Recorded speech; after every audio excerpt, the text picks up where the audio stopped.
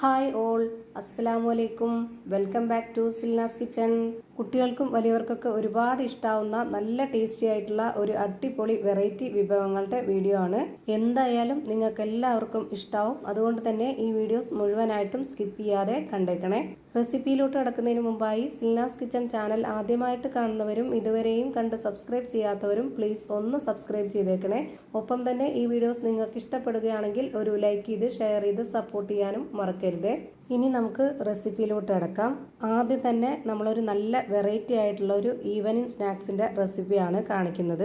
അതിനായിട്ട് ഞാനിവിടെ 250 ml കപ്പിന്റെ അളവിൽ 1.5 കപ്പ് അരിപ്പൊടി ഇതുപോലെ ഒരു പാത്രത്തിലേക്ക് ഇട്ട് കൊടുത്തിട്ടുണ്ട്. വറുത്ത അരിപ്പൊടിയാണ് വേണ്ടത്. 250 ml കപ്പിന്റെ അളവിൽ 1 കപ്പ് ചോറ് മിക്സിയുടെ ജാറിലേക്ക് ഇട്ട് കൊടുത്തിട്ട് ഒരു 1/4 കപ്പ് അളവിൽ വെള്ളം ഒഴിച്ചു കൊടുത്ത് ഒരല്ലി വെളുത്തുള്ളി രണ്ടായി കട്ട് ചെയ്ത് ഇതിലേക്ക് ഇട്ട് കൊടുത്തിട്ട് ഒരു നുള്ള് ജീരകവും ഒരു നുള്ള് മഞ്ഞൾപ്പൊടിയും ഇട്ട് കൊടുത്ത് ഇത് നന്നായിട്ടൊന്ന് അരച്ചെടുത്തതിന് ശേഷം നമ്മൾ ഈ ഒരു അരിപ്പൊടിയിലേക്ക് ഒഴിച്ചു കൊടുക്കുകയാണ് ചെയ്യുന്നത്.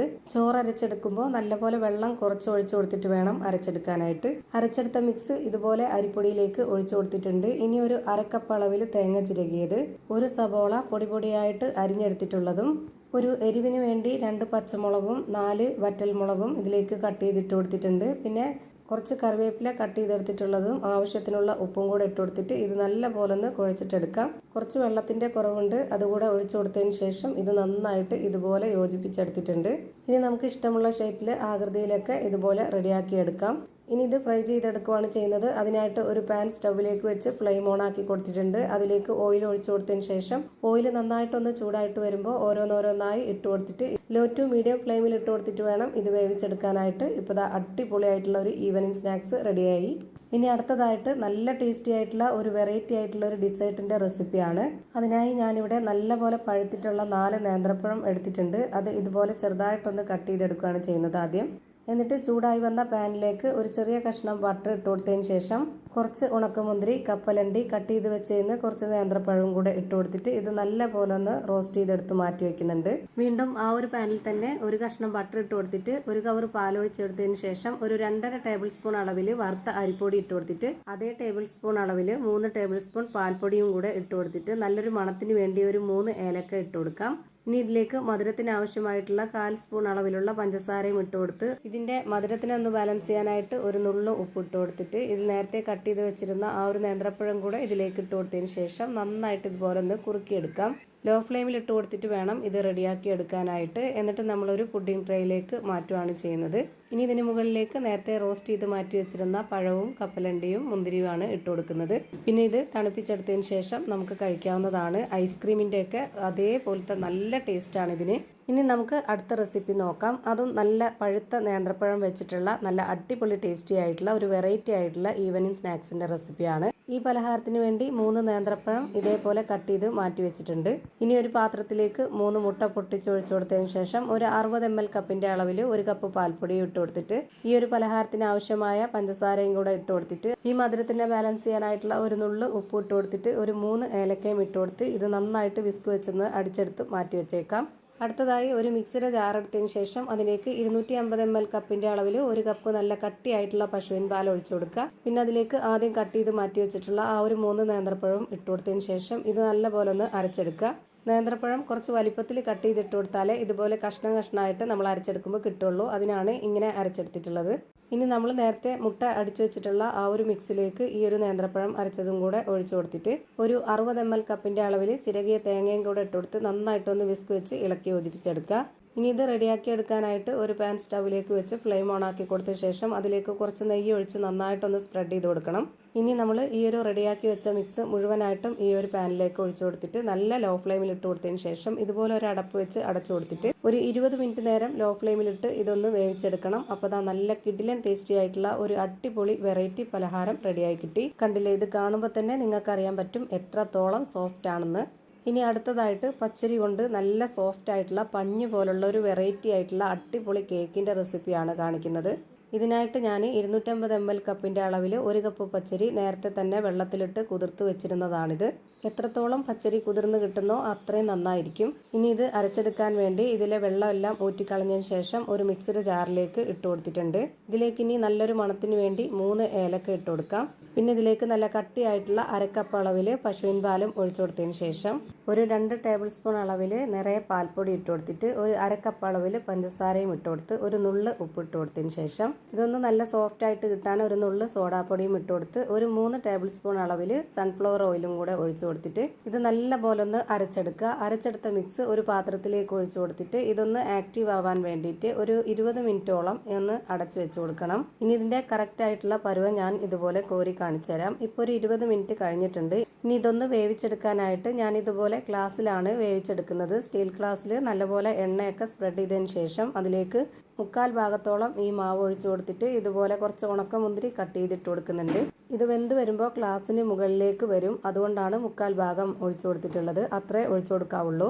ഇനി ഇത് ബേക്ക് ചെയ്തെടുക്കാനായിട്ട് ഒരു അലുമിനിയത്തിന്റെ പാത്രം ചൂടാക്കി എടുത്തിട്ട് അതിനുള്ളിലേക്ക് ഒരു സ്റ്റീൽ പ്ലേറ്റ് ഇറക്കി വെച്ചതിന് ശേഷം അതിലേക്ക് ഈ ഒരു ഗ്ലാസ്സിലെ മാവ് ഇറക്കി വെച്ച് കൊടുത്തിരിക്കുകയാണ്. 40-45 മിനിറ്റ് ആയപ്പോഴേക്ക് നമ്മൾ അടിപൊളി ടേസ്റ്റി ആയിട്ടുള്ള വെറൈറ്റി ആയിട്ടുള്ള ഒരു കേക്ക് തയ്യാറായി കഴിഞ്ഞു. വെന്ത് കിട്ടാനായിട്ട് എത്ര സമയം എടുക്കുന്നോ അത്രയും സമയം ലോ ഫ്ലെയിമിലിട്ട് വേണം വേവിക്കാനായിട്ട്.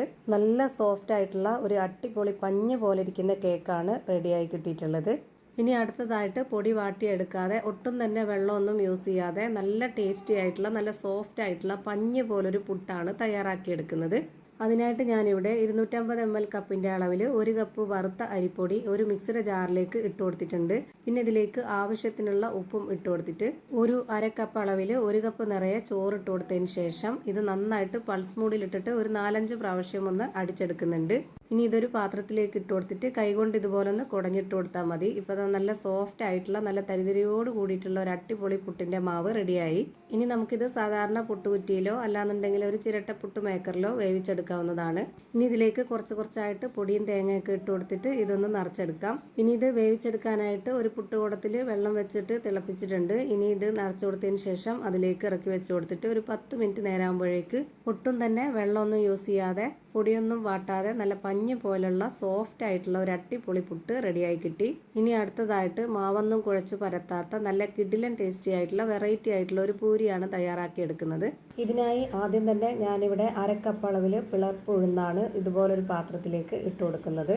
മുഴുവൻ ഉഴുന്നാണെന്നുണ്ടെങ്കിൽ ഇതുപോലെ അരക്കപ്പ് അളവിൽ പകുതി എടുത്താൽ മതിയാവും. ഇനി ഇതേ കപ്പ് അളവിൽ തന്നെ ഒരു 1/4 കപ്പ് അളവിന് കപ്പലണ്ടി ഇട്ട് കൊടുക്കുന്നുണ്ട്. ഇനി ഇത് നന്നായിട്ട് ഒരു 3-4 പ്രാവശ്യം കഴുകിയെടുത്തതിന് ശേഷം ഇതിലേക്ക് കുറച്ച് വെള്ളം ഒഴിച്ചു കൊടുത്തിട്ട് ഇതൊന്ന് കുതിരാനായിട്ട് വെയിറ്റ് ചെയ്യാം. അങ്ങനെ 1 മണിക്കൂറിന് ശേഷം ഇത് കുതിർന്നു വരുമ്പോഴത്തേക്ക് ഇതിൻ്റെ വെള്ളമെല്ലാം ഊറ്റിക്കളഞ്ഞിട്ട് ഇത് അരച്ചെടുക്കാനായിട്ട് ഇതുപോലൊരു മിക്സിയുടെ ജാറിലേക്ക് ഇട്ട് കൊടുക്കാം. എന്നിട്ട് ഇതിലേക്ക് അരക്കപ്പ് അളവിൽ 1 കപ്പ് വെള്ളം ഒഴിച്ചിട്ട് ഇത് നല്ല പോലെ ഒന്ന് അരച്ചെടുത്ത് ഒരു പാത്രത്തിലേക്ക് ഒഴിച്ചു കൊടുക്കുന്നുണ്ട്. ഇനി ഇതിലേക്ക് 250 ml കപ്പിൻ്റെ അളവിൽ 1/2 കപ്പ് ഗോതമ്പ് മാവാണ് ഇട്ട് കൊടുക്കുന്നത്. ഇനി ഇതിലേക്ക് ആവശ്യത്തിനുള്ള ഉപ്പിട്ട് കൊടുത്തതിന് ശേഷം ഇത് കൈവച്ച് നല്ല പോലെ ഒന്ന് മിക്സ് ചെയ്തിട്ടെടുക്കാം. മാവ് ഒട്ടും തന്നെ ലൂസ് ആവാതെ കുറച്ച് ബോൾസ് ആയിട്ടൊക്കെ പിടിക്കാൻ പറ്റുന്ന രീതിയിൽ ആ ഒരു പരുവത്തിൽ വേണം ഇത് റെഡിയാക്കി എടുക്കാനായിട്ട്. അരച്ചെടുത്ത മിക്സ് ഒഴിച്ചു കൊടുത്തെന്നല്ലാതെ ഇതിലേക്ക് വേറെ വെള്ളമൊന്നും ഒഴിച്ചു കൊടുക്കേണ്ട ആവശ്യം വന്നിട്ടില്ല.